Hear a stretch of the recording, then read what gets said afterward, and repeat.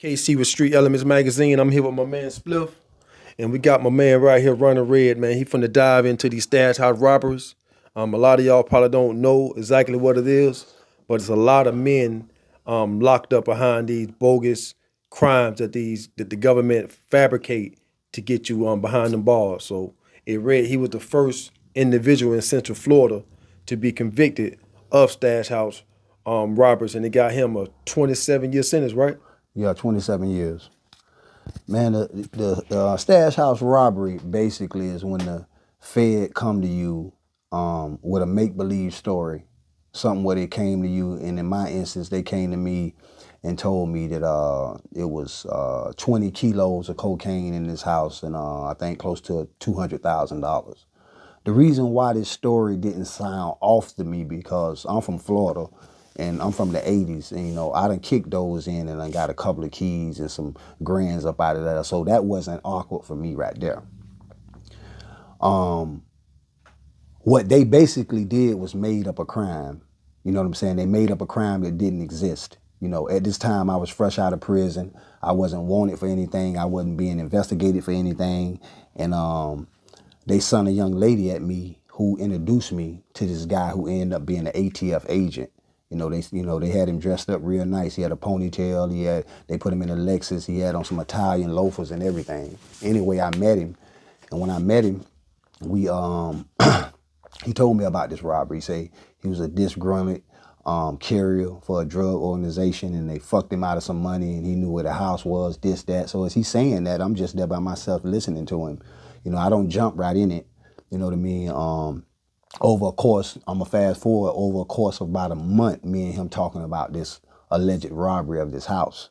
And this wasn't new to me because at this time I had been prior to that. I mean, I probably hadn't robbed nobody in 5 years prior to this going on, but I'm talking about I had been, robbing and selling drugs all my life. You know what I'm saying? So, me having a conversation about it, I wasn't uncomfortable at all. So after about a month, he went to trying to persuade me that it's armed people in the house. And what he was doing is he was playing on my psyche. Because at that point, the first thing I'm thinking is I'm going to need somebody else if you're telling me it's dudes in there with guns. So I end up getting a childhood friend of mine and pulling him into the fold. And me, my childhood friend, and the agent, the ATF agent, talked about this alleged robbery of these drugs. At that point, that's when the feds contend that that's when the conspiracy started. But my whole thing from my studies and stuff like that and dealing with the law is that federal agents and CIs cannot form a conspiracy. It has to already been existing when they infiltrated. Meaning that I had already had to been in criminal activity and then you came into the fold and you investigated me and cool, or I was already doing this. In this case, it wasn't like that. You came to me and I went to my homeboy, and now you saying that me and him done conspired to do something that y'all made up that don't even exist. And the reason why they said that it was 20 kilos inside of this house was for sentencing purposes. Meaning I had basically already caught a life sentence even prior to them putting the handcuffs on me. Because that's what they're going to charge you with. They're going to charge you with the imaginary amount that you wanted to steal from them. That's how cruddy they are. These cases they started in 1990, 1991 out of Miami. That's where they started with the Haitians. The Haitians was knocking over boats down there in Miami on the docks. They was hitting big licks. They was hitting licks with 200-300 keys and all this type of stuff. So they created a task force down there to do reverse stings on these situations in order to combat those robberies.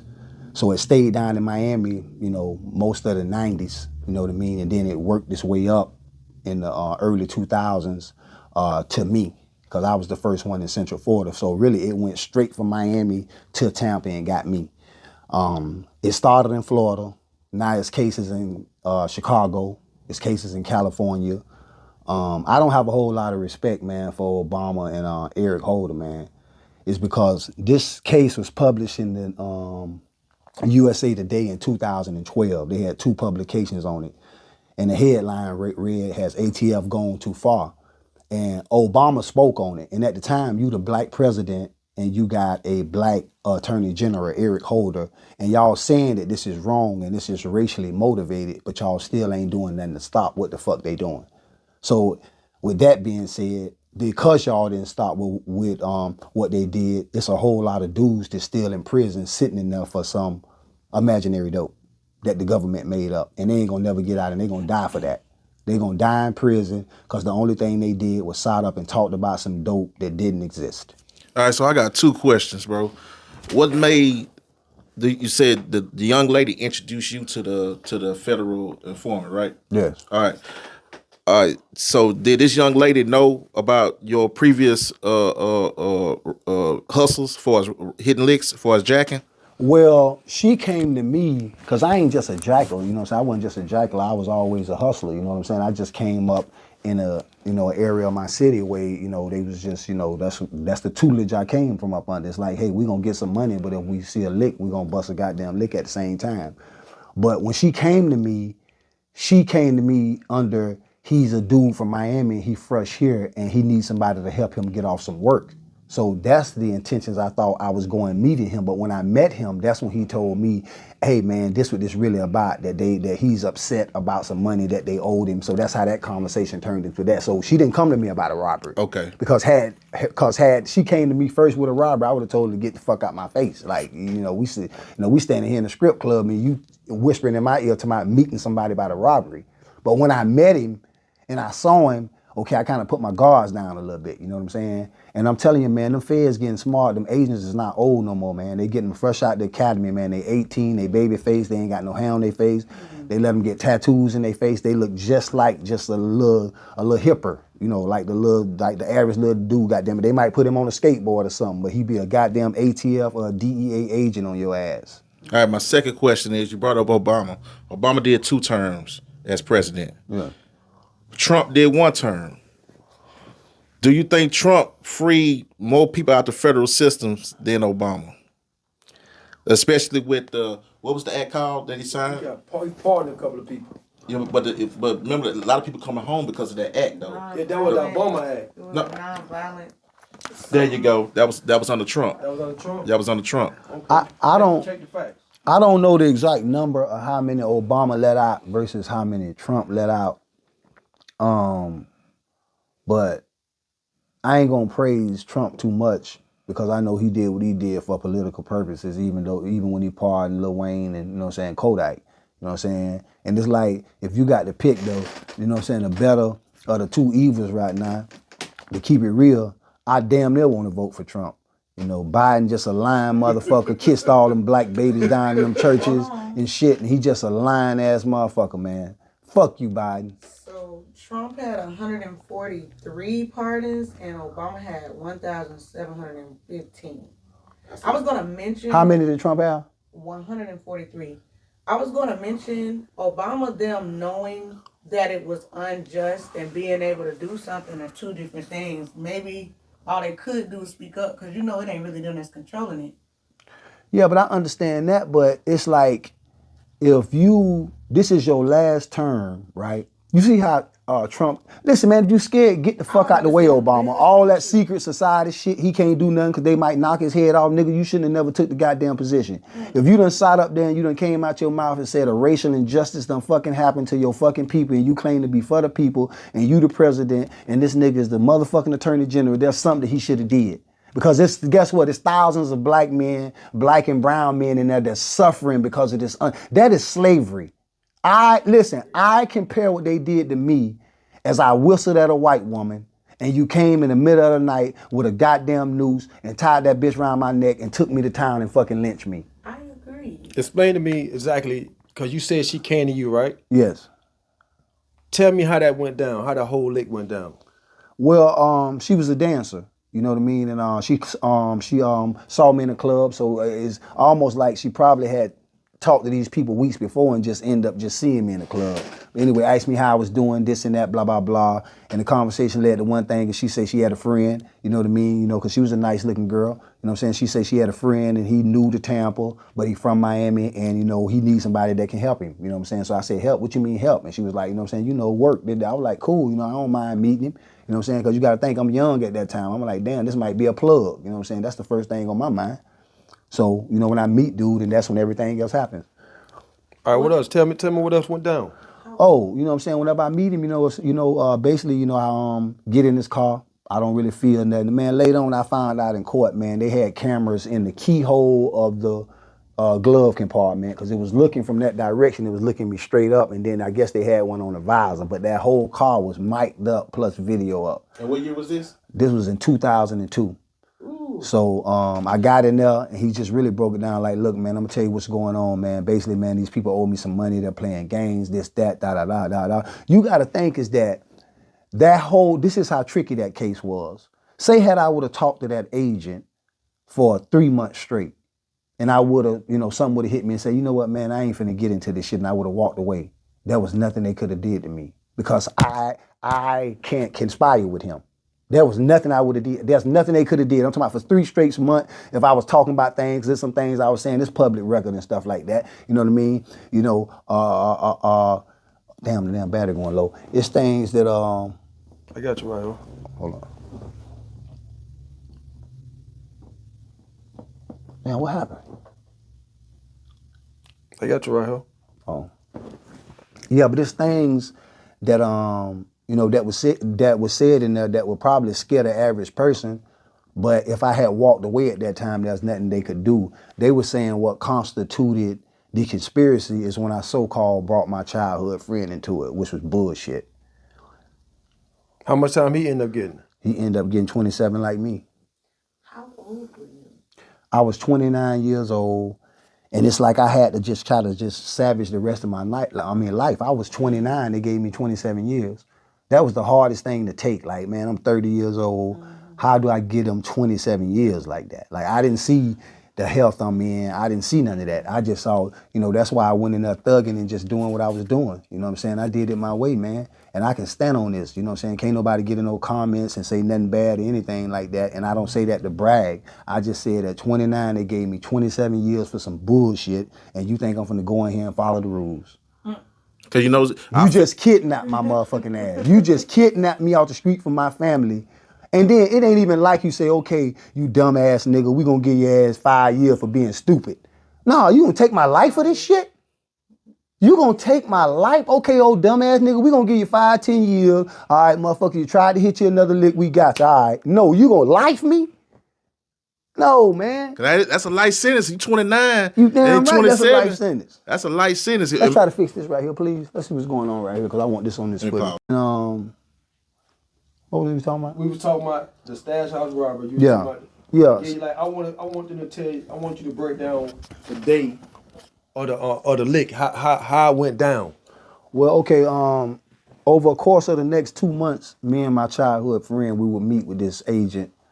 Unbeknownst to us that he was an ATF agent. He wasn't no CI. He wasn't no snitch. This was a real officer. What's his name? You know what I mean? His name is Richard Zayas. Okay. Richard Zayas, they call him Richie.